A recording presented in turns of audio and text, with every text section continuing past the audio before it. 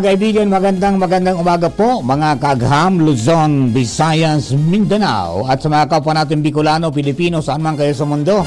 Ako po si Mark de la Daing Iba, ang inyong program host sa programang Pangsensya, Pang-Teknolohiya at para po sa masa, Diskusyon 2026. Noong nakaraang episode 3, nakasama po natin sina Miss Angeline Otilia at Miss Maria Regina Yavillo, ang Senior Science Research Specialist at Science Research Specialist 2 ng DOST Kamsur ayon sa pagkakasunod, at tinalakay natin yung binhi ng agham ani ng kaunlaran.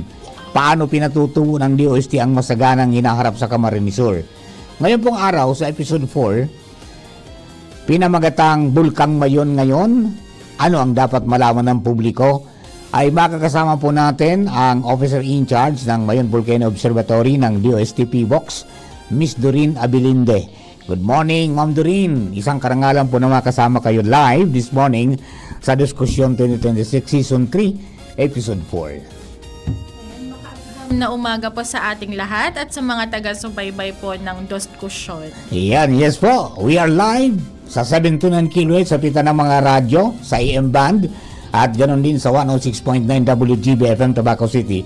Ganoon din sa DCGB News Online Facebook page, sa DCGB YouTube channel at sa DCGB Live App. I-download po ninyo yung live app natin para ma-rinig nyo tayo at makita sa inyong mga cellphone or tablets para po updated kayo saan man kayo sa mundo.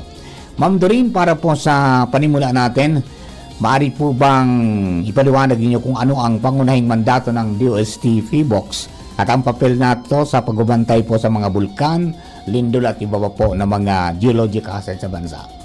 And po, so ang mga pangunahing mandato po ng PBOX ay ang pag-monitor ng mga bulkan, mga lindol, tsunamis po at yung iba pang mga related dito na mga geological hazard sa bansa. At sunod naman po yung mga pagbibigay natin ng mga scientificong datos at mga information, hazard assessments at official advisories po. At layunin din po namin na makapagbigay ng tama at napapanahong impormasyon upang maprotektahan po yung mga buhay ng mga tao at ng mga ari-arian po. At nagsisilbi rin po kaming suporta sa mga national at local disaster risk reduction efforts sa pamamagitan po ng mga collaborations, trainings po at mga pa-seminars. Yan, opo. Now, itong Mayon Volcano Observatory na nakabase po dyan ngayon sa Linion Hill, ano ang nagiging papel po ninyo sa pagpapatupad ng mandato ng DOST PBOX dito po sa Albay? Ayan po. So, yung Mayon Volcano Observatory po ay nagsasagawa po ng 24/7 po na pagmamanman sa aktibidad ng Bulkang Mayon. So, ina-analyze po namin yung mga datos po na nakakalap ng mga instrumento po na naka-install sa palibot ng Bulkang Mayon, tulad po ng mga seismic data, mga visual monitoring data na nalalakap ng mga ating mga IP cameras at thermal cameras, yung mga infrasound data, yung gas emissions data, at yung sa ground deformation din po natin, and yung maging sa satellite data at yung sa springs data po, yung sa mga spring na nasa Mayon Volcano. Kaya pala umikot kayo ng isang linggo. Nakita ko pumasok kayo dun sa may purok 5 yata yun ang lidong, no? Doon sa may sa may isang coconut processing plant dyan. Opo sir. So ito pong yung mga nakakala po namin ng mga information, ito pong mga data na to ay amin pong ibinibigay sa main office. Fina-forward po sa kanila, and then yun pong daily bulletins na nire-release ng PBOX. So yun po ay base sa past 24 hours na observation sa Mayon Volcano Observatory. At nagbibigay din po kami ng mga advisories po, like LAHAR advisories. Kapag may increase po sa seismic parameters or yung mga nare-record po na lindol sa Bulkang Mayon at halimbawa yung pagtaas po ng sulfur dioxide, so release din po kami ng mga advisories at amin pong binabahagi po sa mga local na stakeholders natin. Ayun, opo. Okay, now, ngayon po na may naitatalang pagbabago sa activities po ng Mayon Volcano, maaari po ba niyong ilahad sa atin ngayon, sa mga nakikinig, sa mga nanonood, ang kasalukuyang kalagayan po nito, at yung mahalagang obserbasyon po ng DOST PHIVOLCS? Ayun po. Sa kasalukuyan po, nasa alert level 3 pa rin po yung Bulkang Mayon. At nagpapakita po ito yung tinatawag natin na effusive eruption or parang kabaliktaran po siya ng explosive or yung destructive na eruption. So, parang quiet. ano lang siya, tahimik lang, ano? Tahimik lang po. Kapareho po ng 2023 eruption. Okay. So, yun po yung dahan-dahan na paglabas lamang ng lava na may kasama pong mga pagguho noong parte ng dome, yung cap na nasa crater at yung lava po na dumadaloy. So, natitikpak po siya at nagkakaroon po ng mga pyroclastic density currents o ozone at mga rock falls. Yung bang mga rock falls na ito ay gaano kalalaki, Ma'am Doreen? Malalaki po ito actually. So, kung ano po, kung ihahambing natin sa siguro mga boulders po or ano ba yan? Kasing laki ng tricycle? Parang Kasing laki po ng bahay? Ganun po, sir. Yung iba po. Ayun. Yung, kung ganun kalaki ang gumugulong pababa, dyan sa dalisits ng bulkan, yun ang nag-create din ng parang nagkakaroon tayo ng asphalt sa ibang lugar. Ganun ba yun? Opo, sir. So, parang napupulbos po siya, no? Actually, may kasama na din siyang mga ash, pyroclastic materials, at syempre kung gumulong siya or rumagasa siya pababa ng bulkan, napupulbos din po ito. Okay. At yun nga po, dumadagdag po siya dun sa mga ash na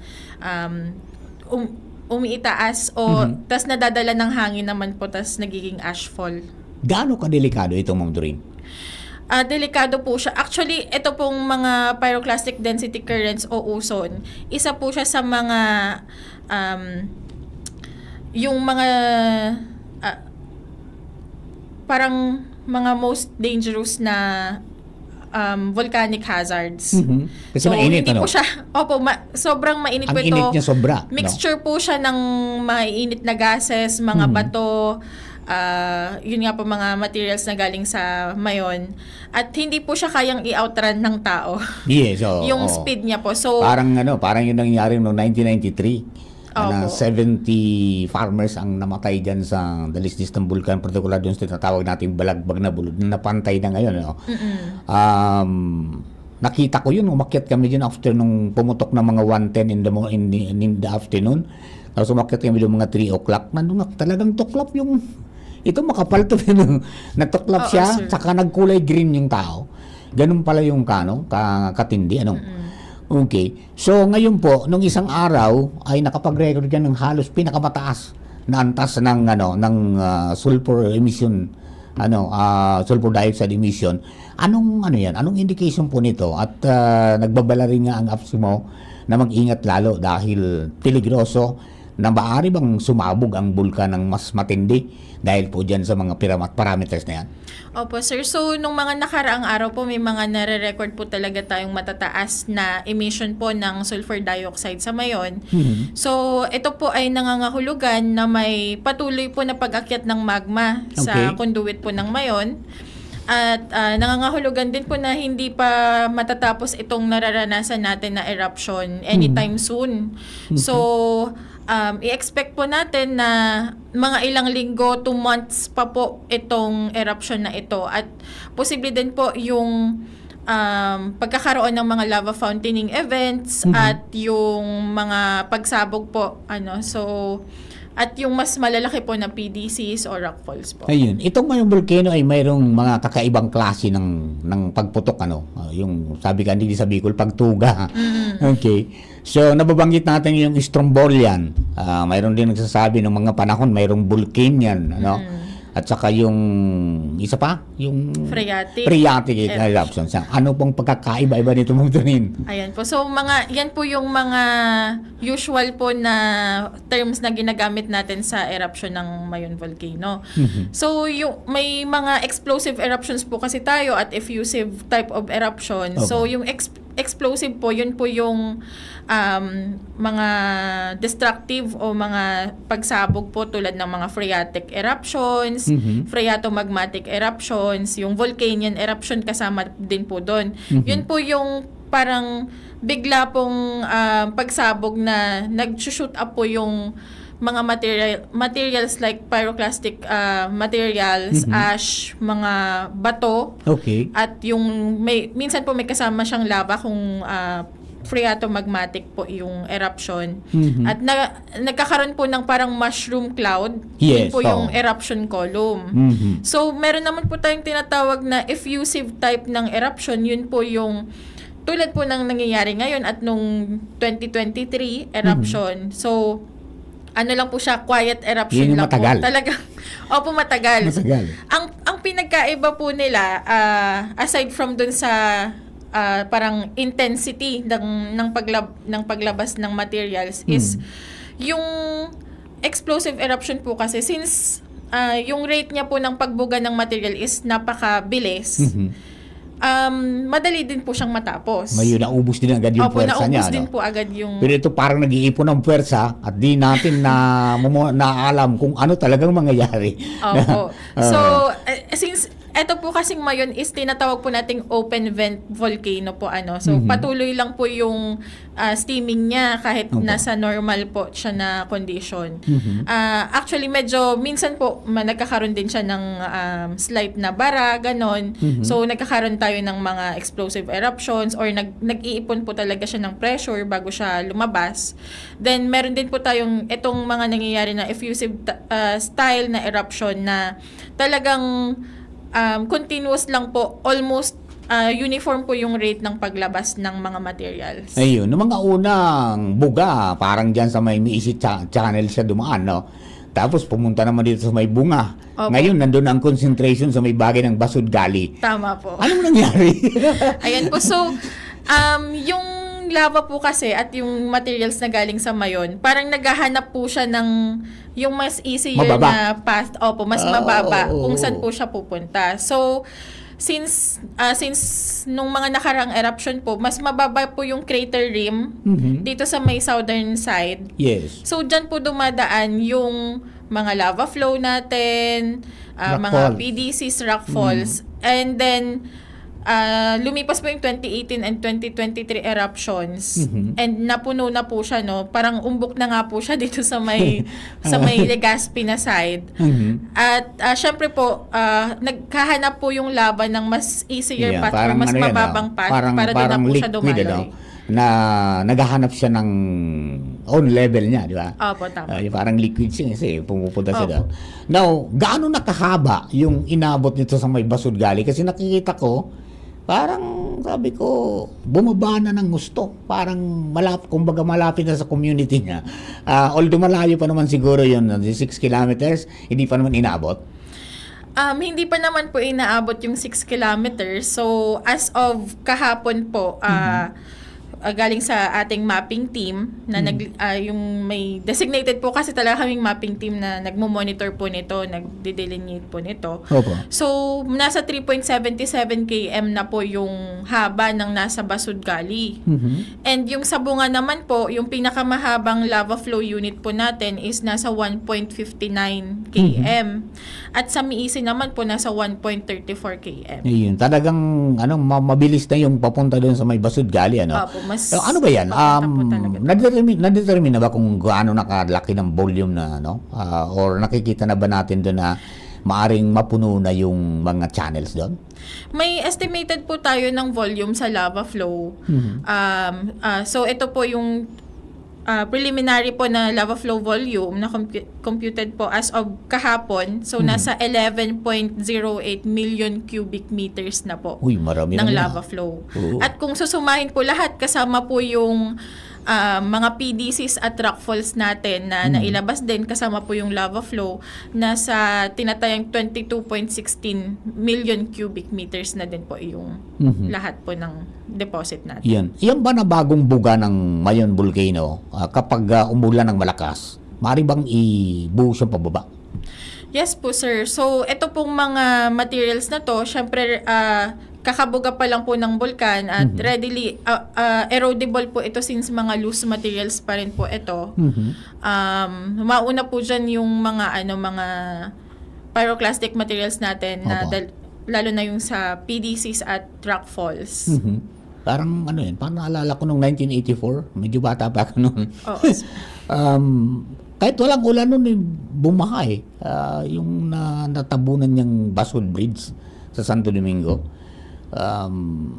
Nagkalahar wala namang ulan sa baba, baka sa taas mayroon. Baka po. So, nangyayari din po talaga yan kahit ngayon po sa Mayon. Mayroon din ng mga experience to na habang pumuputok siya, nagkumikidlat. Opo. Ayun.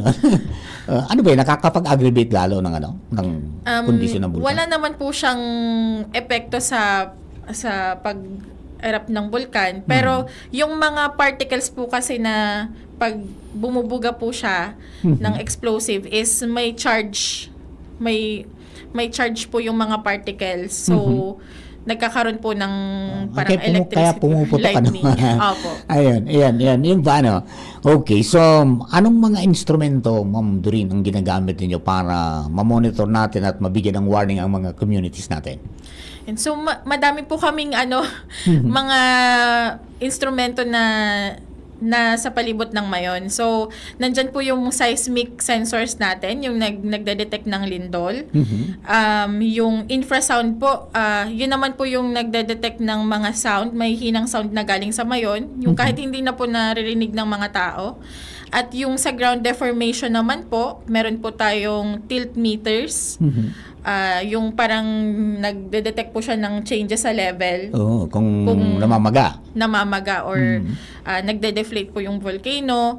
At may continuous GPS stations din po tayo. So parang ma-measure niya po yung movement po ng ground. And then meron din po tayong mga IP cameras and thermal cameras na nakapalibot sa iba't ibang anggulo po ng Mayon. So, kita po natin siya from different angles. So, yun yung ngayon, ang kinaganda ng siyensya, Opo. Because we can monitor ng kalagayan ng Mayon kahit unmanned. Diba? Opo. Yung ibig walang taong nandoon pero makikita natin. Etong mga instruments na to, sir, ay solar panel. Solar powered po sila. siya. Sana wag pakialaman. Opo. Ayan, kasi malaking bagay itong mga nagagawa ng mga instrumentong ito. Kasi kung wala yun, parang bulag tayo, di ba? Opo. Okay, now, paano yung nakakatulong yung mga information po na nagagather ng DOST PHIVOLCS, Mayon Observatory, ng DOST PHIVOLCS, sa mga LGU, particular, at sa community na kanilang pinaghahanda sa pagdedesisyon po? Ayan po. So, ito pong mga datos na to ay kinokulate po to at pinag-aaralang mabuti. At ito po ay nagsisilbi pong basehan ng ating mga LGU lalo na po sa mga land use at mga development planning po. At yung sa evacuation din po and safety protocols na kanilang ginagawa. At kami din po yung mga nag-i-issue po ng mga napapanahong impormasyon at mga hazard assessments at hazard maps na nag-identify po ng mga danger zones at mga communities po at risk sa iba't ibang mga hazards. Ayun. So, mga mapa, kung saan. Ngayon ba ay nabago na ba yung mga diyan sa palibot ng bulkan, yung sakop ng 6 kilometers? Sa ngayon po, hindi pa naman po. So, lahat po ng hazards po na nangyayari ngayon sa Mayon is tama pa rin naman po siya. Nagko-coincide pa rin po siya sa ating mga existing na hazard maps. Pero, pwede po itong mabago. Depende po sa kung magbago na din po yung morphology or yung itsura ng Mayon Volcano. Ayun. So, ngayon ang nakita po ninyo na mas matindi na mga records ay yung pong rockfall, yung PDCs. Pagkatapos yung mayroon tayong minsan Strombol yan, paggabi. Sayang nga lang, di masyadong nakikita ngayon. Opo, kasi maulap po lagi. Wala lagi. Ayun. Is this the first time na na-encounter nyo, Ma'am Doreen, ang Mayon Volcano? Hindi po, 2023 po eruption nandito na po ako. Nandito Pero ka nung 2018, pagkatapos na po ako ng eruption, pumasok sa Mayon Volcano Ayun. So, Observatory. at least kilala mo na siya. Opo. Ibang klase talaga, no? Ibang klase compared sa ibang bulkan because Opo. of yung stiffness niya, no? Now, paano yan? Paano po yan? Maliban sa monitoring, ano pa po na mga klase ng serbisyo at programang inaalok po ng inyong tanggapan sa mga schools, sa mga LGUs at ganoon din sa public? And po, so madami pong ibinibigay na mga serbisyo at impormasyon ang DOST Feebox. Isa na po dito yung mga hazard maps, mga bulletins, advisories, and information materials po na makikita po sa aming website. So, ay yung iba pong mga information materials natin actually ay translated po sa mga local dialects kung saan po frequent itong mga hazards na to. Like sa Mayon, meron po tayong mga Bicol na mga information materials.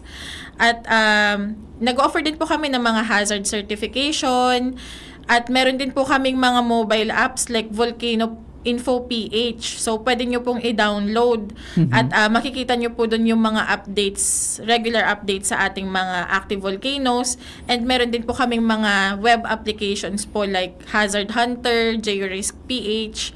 At yun po, mayroon din po kaming mga IECs tulad po ng mga Infocentro, Infopress, mga trainings po, seminars na pinaprovide po sa ating mga LGUs at ating mga stakeholders. Yan. At saka kayo na-observe ko, kapag mayroong meeting ang mga Disaster Risk Reduction Management Council, kasama kayo. Opo, sir. Kasama yung dalawang sangay ng DOST, yung Pag-asa at saka Tama po. ayan, yung Feebox. Okay, Ma'am Doreen, ano ba yan? Yung kapag ba full moon or new moon, may epekto ba yan sa bulkan?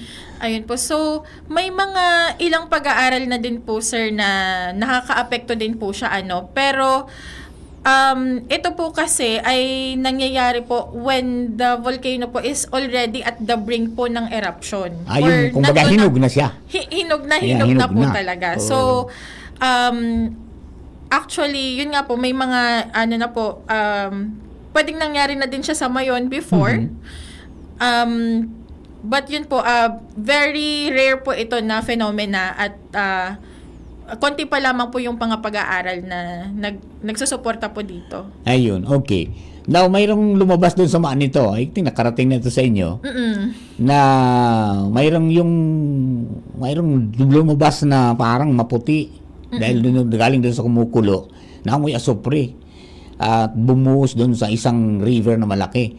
Now, yung sabi ng iba, baka connected yan sa Mayon Volcano. Opo. Anong pwedeng paliwanag ninyo dito, Ma'am Doreen? Ayun po. So, yung doon po sa Manito na, kung hindi pa ako nagkakamali, Balabagon River Balawagon, po ata. opo.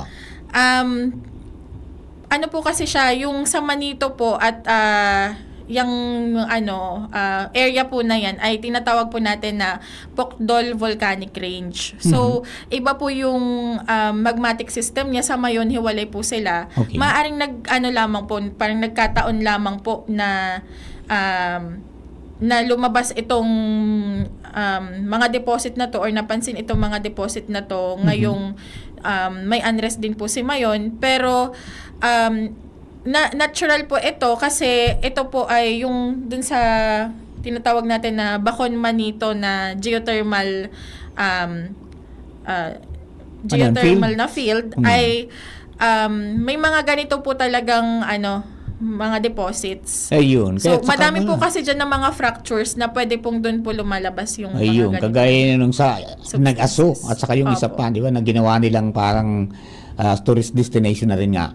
Ayun, Opo. yung sa Balabagong bago yun parang mayroong lumakas tapos biglang nawala na naman ngayon. Okay, so mag-ingat na lang.